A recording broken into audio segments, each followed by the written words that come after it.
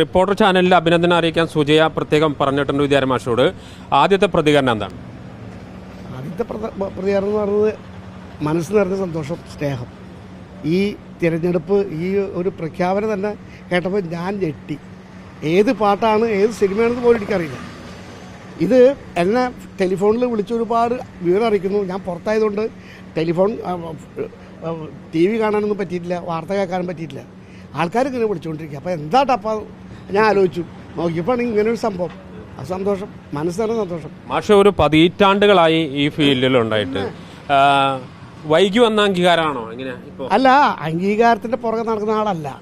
അംഗീകാരം വരണമെങ്കിൽ വരട്ടെ, ജനങ്ങൾ സ്വീകരിക്കട്ടെന്നല്ലാണ്ട് ഒരിക്കലും അതിൻ്റെ പുറകെ നടക്കുന്ന ശീലമുള്ള ആളല്ല. എത്രായിരം പാട്ടുണ്ടാക്കിയാലും അതൊന്നും പാട്ടുമല്ല, സംഗീതത്തിന് അത്ര വലിയ മഹത്വമുള്ള ശാസ്ത്രമാണെന്നുള്ള ബോധമുള്ളതുകൊണ്ട് എനിക്ക് അതിന് യാതൊരു ബുദ്ധിമുട്ട് തോന്നാറില്ല. മാഷ ഗാനങ്ങൾ ഒരുപാട് ആളുകൾ സംഗീതം ഒക്കെ ഇത് പാടി നടക്കുന്നത് ഒരുപാടുണ്ട്.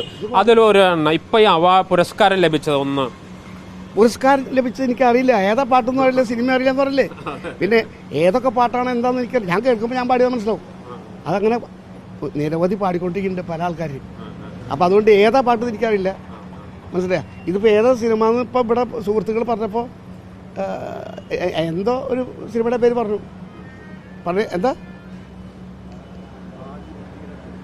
എന്താ ജനനം 1947. അതെ, ഓഹോ, ഇന്നത്തെ പാട്ട് എനിക്കറിയില്ല. എന്തായാലും സന്തോഷം. അല്ല, അപ്പൊ മാഷ്ക്ക് ഏറ്റവും ഇഷ്ടപ്പെട്ട ഒരുപാട് ഗാനങ്ങളുണ്ടല്ലോ. മാഷ് നിരന്തരമായി നമ്മളെല്ലാവരും പാടുന്നു. മാഷ് കേൾക്കാൻ ആഗ്രഹം ഉണ്ടാകും. അപ്പൊ അത് അങ്ങനെ പറയുമ്പോൾ ഒരുപാട് പാട്ടുകളുണ്ട്. പക്ഷെ ഞാൻ എളുപ്പത്തിലൊരു പാട്ട് പാടാം. പാടുവാനായി വന്നു നിന്റെ പടിവാതിൽക്കൽ ചൈത്ര ശ്രീപദങ്ങൾ പൂക്കൾ തോറും ലാസ്യമാടുമ്പോൾ ഏതു രാഗം ശ്രുതി താളം എന്നതോർക്കാതെ ഞാൻ വീണയിൽ പൊന്നിഴ ആകി നീട്ടിടുന്ന പാടുവാനായി വന്നു നിന്റെ പടിവാതിൽക്കൽ.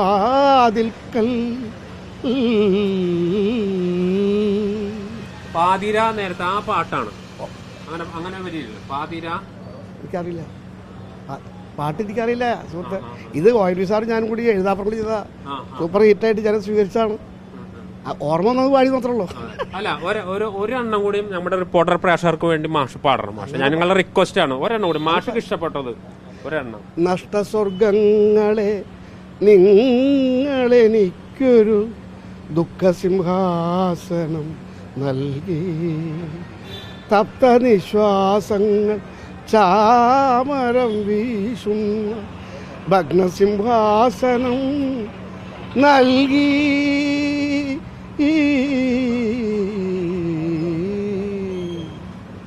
നഷ്ടസ്വർഗങ്ങളെ. മാഷ പാട്ടുകൾ പാടാത്ത മലയാളികളില്ല. പക്ഷെ വൈകിട്ടാണ് ഒരു പുരസ്കാരം എത്തുന്നത്. അതിൽ ദുഃഖമുണ്ടോ? അതിൽ യാതൊരു ദുഃഖമില്ല, സന്തോഷമുള്ള. ഏത് സമയത്ത് എന്ത് കിട്ടുമെന്ന് ഞാൻ ആലോചിക്കാറില്ല. എനിക്കത് കിട്ടില്ല, എന്താ കിട്ടാത്ത അങ്ങനെയുള്ള ചിന്തയുള്ള ആളല്ല. സംഭവിക്കുന്നതൊക്കെ സംഭവിക്കുക. നമ്മൾ ജീവിച്ചിരിക്കുന്ന സമയത്ത് നന്മയുള്ള കാര്യങ്ങൾ ചെയ്യുക, നന്മയുള്ള കാര്യം വന്നു ചേരുന്നുള്ള വിശ്വാസമുള്ള ആളാണ്. പ്രതീക്ഷിച്ച സമയത്ത് വന്നില്ല, അപ്രതീക്ഷിതമായി വരുന്നു പുരസ്കാരം. അതൊക്കെ ചില നിമിത്തങ്ങൾ, അതൊക്കെയാണ് ജീവിതത്തിൽ ചില ഭാഗ്യങ്ങളാണ്. ജീവിതത്തിൽ ചില അനുഗ്രഹങ്ങൾ ഉണ്ടാകുന്നത് ഏത് സമയത്തെന്ന് പറയാൻ പറ്റുമോ? ജീവിതത്തിൽ ഈ പുരസ്കാരങ്ങൾ ലഭിക്കുമ്പോൾ ആരോടൊക്കെയാണ് നന്ദിയുള്ളത്? നന്ദി എന്ന് പറഞ്ഞാൽ ഈ പൊതുജനത്തിനോട്, നമ്മളെ സ്നേഹിക്കുന്ന എല്ലാവരോടും എനിക്ക് നന്ദിയുണ്ട്. ഈ നന്ദിപൂർവ്വം സ്മരിക്കുക, നന്ദിയുള്ള കാര്യം ചെയ്യുക, നന്മയുള്ള കാര്യം ചെയ്യുക, ഇതാണ് എൻ്റെ ജീവിതം. മറ്റു ചിന്തയില്ല. അപ്പോൾ ഈ അവാർഡൊക്കെ നിങ്ങൾക്കൊക്കെ എല്ലാവർക്കും, എനിക്കല്ല. ഒരിക്കൽ കൂടി റിപ്പോർട്ടർ ചാനലിൻ്റെ അഭിനന്ദനങ്ങൾ അറിയിക്കുന്നു. നന്ദി. അപ്പോൾ സുജയ, മാഷ് വളരെ പച്ചയായ ഒരു മനുഷ്യനാണ്. ആൾക്ക് എഴുതിയ പാട്ടിൻ്റെ വരികൾ പോലും അതുപോലും അറിയുന്നില്ല. അത്രയേറെ നിഷ്കളങ്കമായിട്ടാണ് അദ്ദേഹം പ്രതികരിച്ചത്.